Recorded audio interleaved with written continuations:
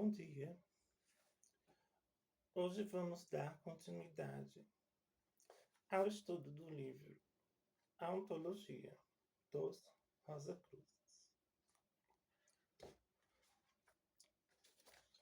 Nós paramos na 8ª lei. Está aqui. O que diz a 8ª lei? O destino de cada ser humano é determinado pela maneira como ele aplica seu livre-arbítrio e pelo karma que disto resulta. 8ª lei. Devido à sua filosofia, os Rosa Cruzes não são nem fatalistas nem deterministas, ou seja, não creem que seu futuro esteja preestabelecido pelo próprio Deus, em função de suas exclusivas decisões. Se fosse assim, isto implicaria que o ser humano não teria nenhum livre-arbítrio e que sua existência se limitaria a uma sucessão de eventos que não teriam nenhuma ligação com seu próprio comportamento. Ele não passaria de um fantoche manipulado ao bel prazer da vontade divina. Então, aqui o autor diz que nós temos um livre-arbítrio. Então, esse conceito de que o destino já foi traçado, isso não corresponde à visão da Ordem Rosa Cruz.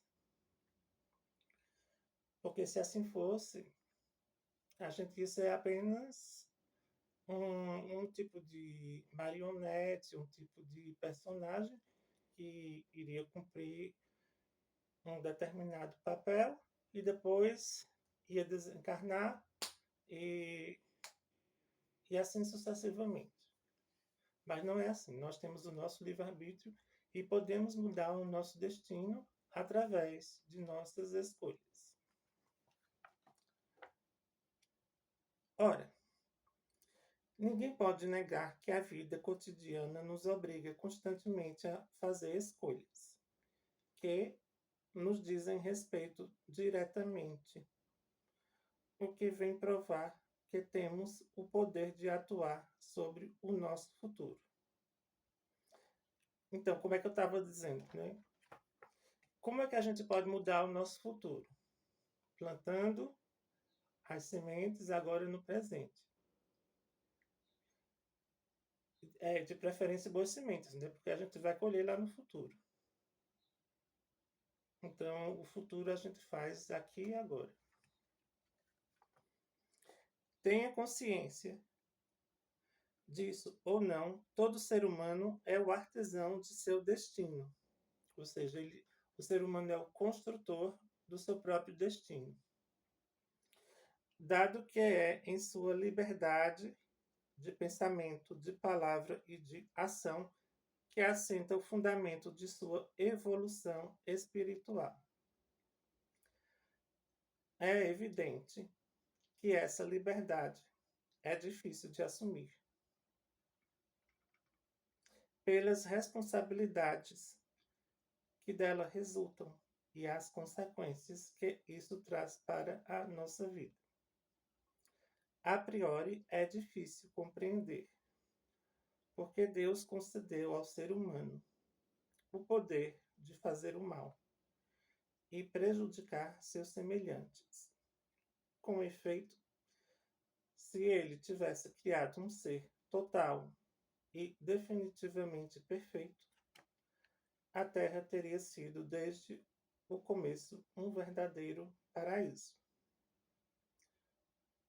Um lugar permanente de paz e fraternidade. Porque se não existisse o mal, como é que a gente iria evoluir, né? Porque o bem e o mal está dentro de cada um de nós. Se a gente fosse só o bem, esse mundo já estaria perfeito, né? Mas se o mundo não está perfeito ainda, é porque nós temos o bem e o mal dentro da gente. Ora, ela não é e nunca foi assim. Por quê?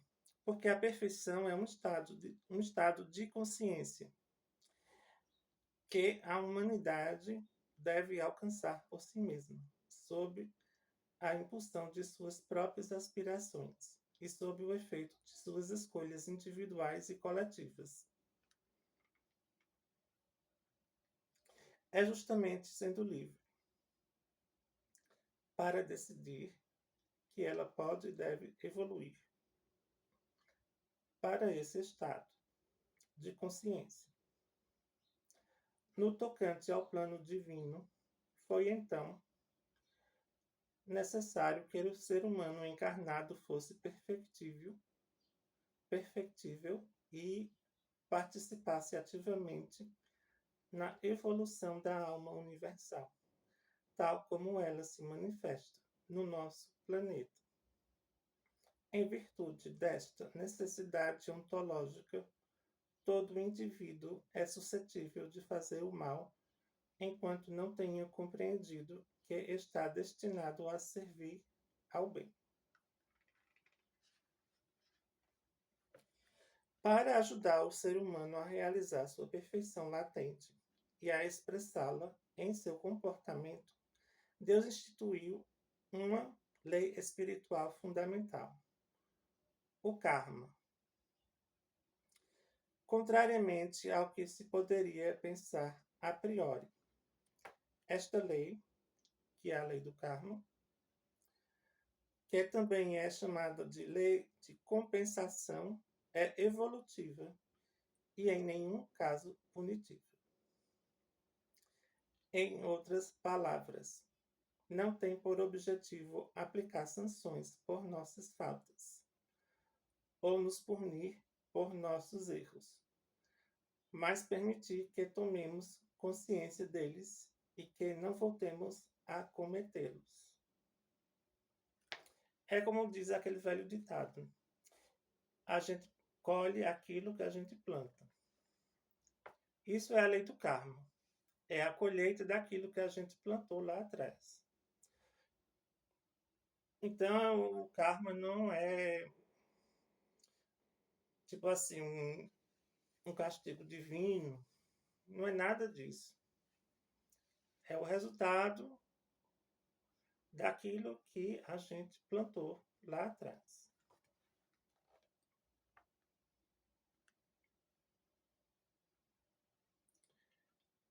Assim, cada vez que fazemos o mal, pomos em movimento uma reação kármica, que cedo ou tarde se traduz por uma tribulação equivalente no plano humano.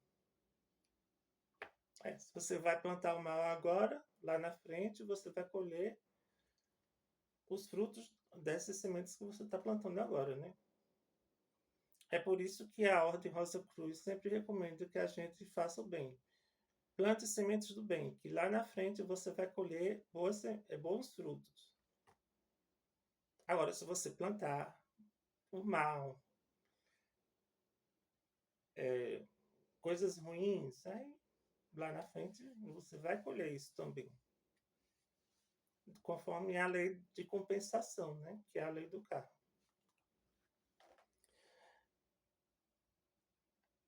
Inversamente, quando agimos bem, criamos formas, pensamentos positivos que voltam a nós, sob o aspecto de benefícios diversos, que têm por função contribuir para o nosso bem-estar e nos estimular a seguir o caminho do bem.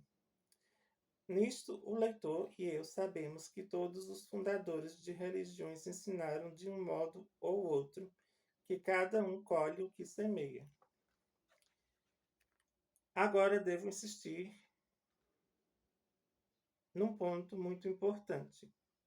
Se é verdade que toda ação má acaba se traduzindo numa prova kármica, mais ou menos penosa, nem todas as provas que o ser humano é suscetível de conhecer são necessariamente resultado de um karma negativo. Algumas se devem ao fato de que é impossível viver no plano terreno sem enfrentar problemas e dificuldades de toda a espécie. Outras correspondem a escolhas que fizemos antes de nos encarnarmos e têm por objetivo acelerar nossa própria evolução ou contribuir para a evolução de nosso círculo familiar, profissional ou outro. Assim sendo, é incorreto crer que uma desvantagem física ou mental, uma doença incurável, um acidente grave, a perda de bens materiais, etc., sejam sistematicamente consequência de um débito kármico. Eu já me peguei refletindo assim sobre crianças que bem pequenas mesmo, assim, de 2, 3, 4 anos, que tem câncer, que tem leucemia. Essas crianças nessa encarnação não tiveram tempo de fazer a plantação para ter essa colheita, mas em vidas anteriores pode ter acontecido, né? Então, elas reencarnaram e, na mais tenra idade, tiveram uma grave doença.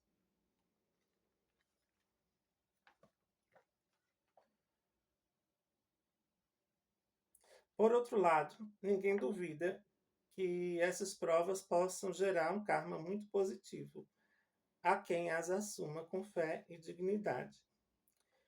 Nesse campo, mais do que em qualquer outro, importa então sermos muito prudentes em nossos julgamentos,